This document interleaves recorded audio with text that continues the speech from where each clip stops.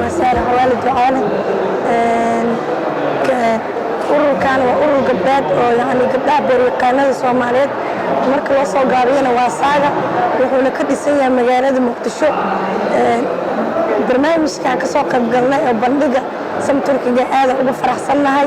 waxa ka faa'iidnay waxyaalo badan isdhaxgal bulshanimo midda saddexaadna waxa ugu mahadcelinahay aragsan online booqashadeena soo booqatay iyo jaaniskeena siisay inaan wixii yani ku soo bandhigno waxa soo bandhignana waa qudaarta dalka oo kaliya waan ku mahadsantihiin mar labaad iyo mar saddexaad